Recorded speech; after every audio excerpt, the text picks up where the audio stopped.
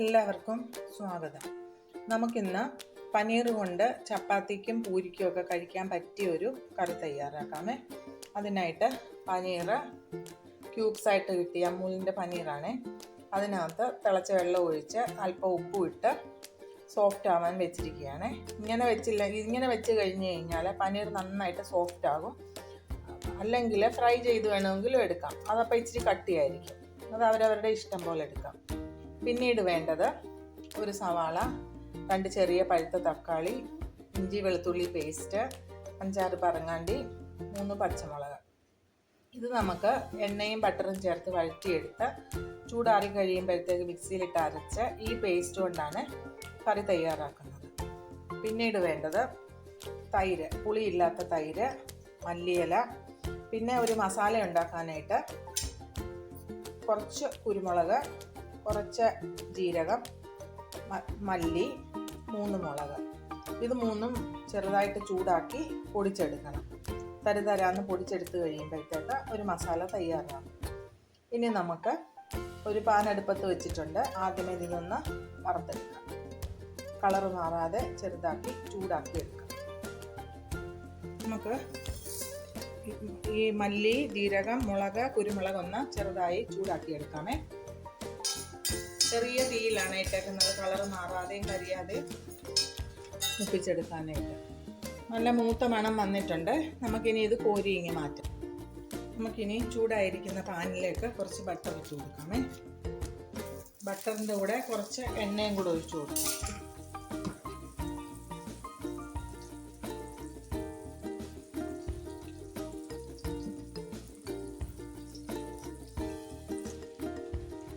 ഇതിലേക്ക് നമുക്ക് പറങ്ങാണ്ടി ഇട്ടൊന്ന് ചെറുതായിട്ട് മൂത്ത് വരുമ്പോൾ ഉള്ളി മൂപ്പിച്ചെടുക്കാം.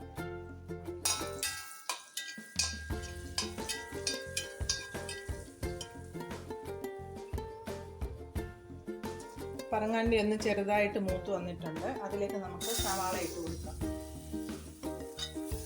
സവാള ഒന്ന് വഴന്ന് വന്ന് കഴിയുമ്പോൾ തക്കാളി, ഇഞ്ചി വെളുത്തുള്ളിയും പച്ചമുളകും ഒക്കെ നമുക്ക് ഇട്ട് കൊടുക്കാം.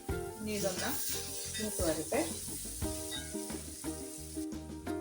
നമ്മുടെ സവാള മൂത്ത് വന്നു. അതിലേക്ക് നമുക്ക് ഇഞ്ചി വെളുത്തുള്ളി പേസ്റ്റ്, തക്കാളി, പച്ചമുളക് ഇത്രയും ചേർത്ത് കൊടുത്ത് ഒന്ന് വേവിച്ചെടുക്കാം. ഈ കറി ഉണ്ടാക്കുന്നതിനായിട്ട് സവാള ക്യൂബ്സായിട്ട് അരിഞ്ഞതും ക്യാപ്സിക്കവും വേണമായിരുന്നു. അത് ഞാൻ പറയാനായിട്ട് വിട്ടുപോയി. അത് നമുക്ക് ക്യൂബ്സായിട്ട് അരിഞ്ഞെടുത്ത് ഈ മസാല തയ്യാറാക്കി കഴിഞ്ഞിട്ട് അതൊന്ന് ഫ്രൈ ചെയ്തെടുക്കണേ. ഇനി ഇതൊന്ന് വെന്ത് വരുന്നത് വരെ നമുക്ക് വെയിറ്റ് ചെയ്യാം. ഇവിടെ ഉള്ളിയും തക്കാളിക്കായും എല്ലാം നന്നായിട്ട് വെന്തുടഞ്ഞ് എണ്ണ തെളിഞ്ഞിട്ടുണ്ട്. നമുക്കിനി ഇതിലേക്ക് പൊടികൾ ചേർത്ത് കൊടുക്കാം. മഞ്ഞൾപ്പൊടി, മുളക് പൊടി, മല്ലിപ്പൊടി കുറച്ച് ചേർത്താൽ മതിയേ. പറങ്ങാണ്ടിയൊക്കെ അരച്ചതുകൊണ്ട് കൊഴുപ്പ് കാണും. അതുകൊണ്ട് കുറച്ച് ചേർത്താൽ മതി. പിന്നീട് നമുക്ക് ചേർക്കേണ്ടത് ഗരം മസാല ഒരു 1/2 സ്പൂണോളം ചേർത്ത് കൊടുത്തു. ഇനി ഇതിൻ്റെ പച്ചമണം മാറുന്നത് വരെ ഒന്ന് മൂപ്പിച്ചെടുക്കാം. അത് കഴിഞ്ഞ് നമുക്ക് തണുത്തിട്ട് അരച്ചുകൊണ്ട് വരാം.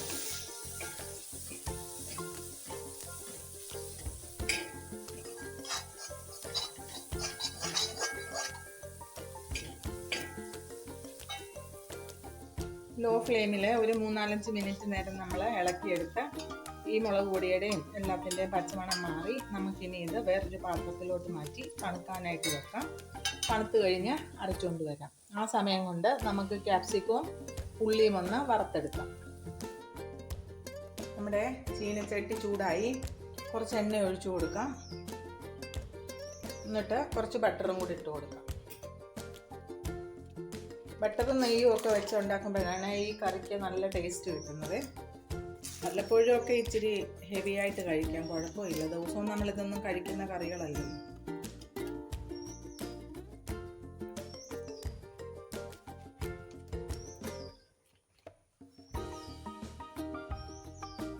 നമ്മുടെ ബട്ടർ മെൽറ്റായി. നമുക്കിനി ഇതിലേക്ക് അരിഞ്ഞു വെച്ചിരിക്കുന്ന ക്യാപ്സിക്കം, ക്യൂബ്സായിട്ട് അരിഞ്ഞു വെച്ചിരിക്കുന്ന സവാളയും കൂടി ഇട്ടൊന്ന് വഴറ്റിയെടുക്കാം. അധികം ഒന്നും മൂക്കണ്ട. നമ്മൾ ചിക്കൻ ചില്ലിക്ക് മൂപ്പിക്കുന്നത് പോലെ ചെറുതായിട്ടൊന്ന് മൂത്ത് വന്നാൽ മതിയേ. മൂത്ത് വരട്ടെ. ആ സമയം കൊണ്ട് ഞാൻ തയ്യാറാക്കി വെച്ചിരുന്ന നമ്മൾ ചൂടാറാൻ വെച്ചിരുന്ന മസാല ഉള്ളി പേസ്റ്റ് അരച്ചുകൊണ്ട് വന്നിട്ടുണ്ട്. അതും റെഡിയായി. ഇനി ഇതൊന്ന് വാടി വരുന്നത് വരെ നമുക്ക് വെയിറ്റ് ചെയ്യാം. നമ്മുടെ സവാളയും ക്യാപ്സിക്കും ഒക്കെ ഒന്ന് വാടി വന്നിട്ടുണ്ട്. അത് നമുക്കിങ്ങനെ കോരിയെടുക്കണേ.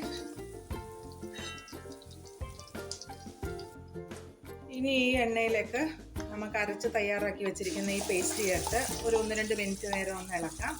അത് കഴിഞ്ഞിട്ട് വെള്ളം ഒഴിച്ച് വേവുന്നതിനായിട്ട് വെക്കാം.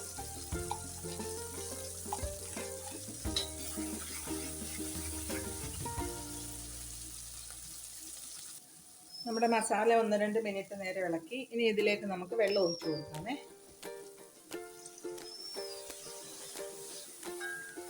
കുറച്ചുകൂടെ വെള്ളം ഒഴിച്ചു കൊടുക്കാം.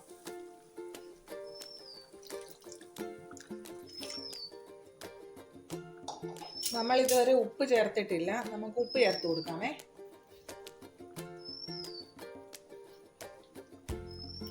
ഇനി ഇത് നന്നായിട്ട് തിളച്ച് വരുന്നത് വരെ നമുക്കൊന്ന് വെയിറ്റ് ചെയ്യാം. നമ്മുടെ കറി നന്നായിട്ട് തിളച്ച് വന്നിട്ടുണ്ട്. ഇനി നമുക്ക് ഈ സമയം ഇതിലേക്ക് തൈര് ചേർത്ത് കൊടുക്കാമേ. അധികം പുളിയില്ലാത്ത തൈരാണേ. തൈര് ചേർത്ത് നന്നായിട്ട് ഇളക്കി വീണ്ടും തിളയ്ക്കാനായിട്ട് വെക്കാം. ഗ്രേവി ഒന്ന് കുറുകി വരട്ടെ.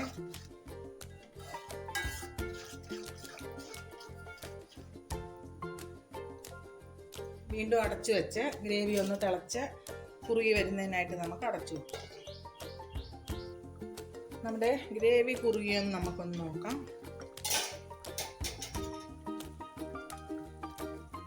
കുറുകി വന്നിട്ടുണ്ട്. ഇനി ഇതിലേക്ക് നമുക്ക് നമ്മൾ മാറ്റി വെച്ചിരിക്കുന്ന ക്യാപ്സിക്കും സവാളയും കൂടെ ചേർത്ത് കൊടുക്കാം.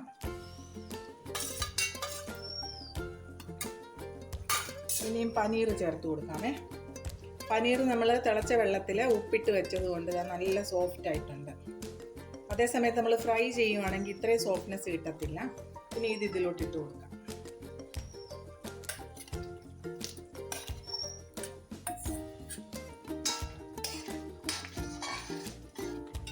ഇനി ഇതിനകത്ത് ഈ ഗ്രേവി പനീറിനകത്തും സവാളയിലും ക്യാപ്സിക്കത്തിലും ഒക്കെ ഒന്ന് പിടിച്ചു വരുന്നത് വരെ നമുക്ക് വെയിറ്റ് ചെയ്യാം.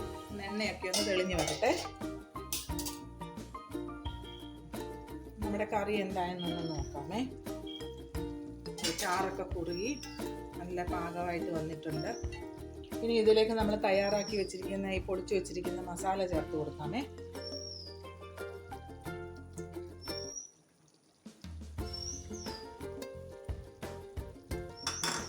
കുറച്ച് മല്ലിയില ചേർത്ത് കൊടുക്കാം.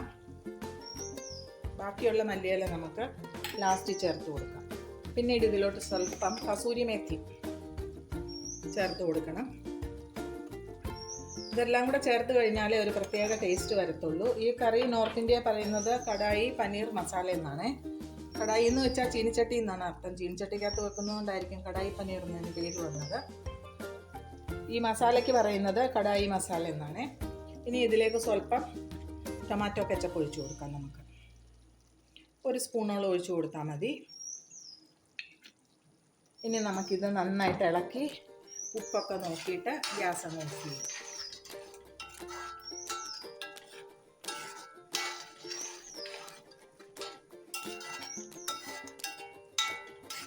ചപ്പാത്തിക്കൊക്കെ കൂട്ടാൻ പറ്റിയ ഒരു ടേസ്റ്റുള്ള കറിയാണ്. ഇനി ഇത് നമുക്കൊന്ന് ഉപ്പ് നോക്കട്ടെ.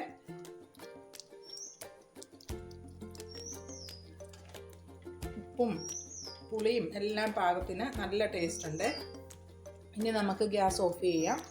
ഇത് ഞങ്ങൾ ചപ്പാത്തിയുടെ കൂടെയാണ് കഴിക്കാനായിട്ട് എടുക്കുന്നത്. ചപ്പാത്തി ഉണ്ടാക്കി വിളമ്പാൻ നേരത്ത് നമുക്ക് കാണാം. കറി ഇതാ ഇങ്ങനെയാണ് വിളമ്പുന്നത്. വിളമ്പാൻ നേരത്ത് സ്വല്പം മല്ലിയില മുകളിലിടാം. ഇഷ്ടമില്ലാത്തവർക്ക് ഇടണ്ട. വെറൈറ്റി ആയിട്ടുള്ള ആഹാരം കഴിക്കാൻ ഇഷ്ടപ്പെടുന്നവർക്ക് തീർച്ചയായിട്ടും ഉണ്ടാക്കാൻ പറ്റുന്ന ഒരു വിഭവമാണ് കടായി പനീർ മസാല. എല്ലാവരും ഒന്ന് ഉണ്ടാക്കി നോക്കണം. തീർച്ചയായിട്ടും എല്ലാവർക്കും ഇഷ്ടപ്പെടും. ചപ്പാത്തി, പൊറോട്ട, പൂരി എന്നിവയുടെ കഴിക്കാനായിട്ട് വളരെ ടേസ്റ്റി ആയിട്ടുള്ളൊരു കറിയാണ്.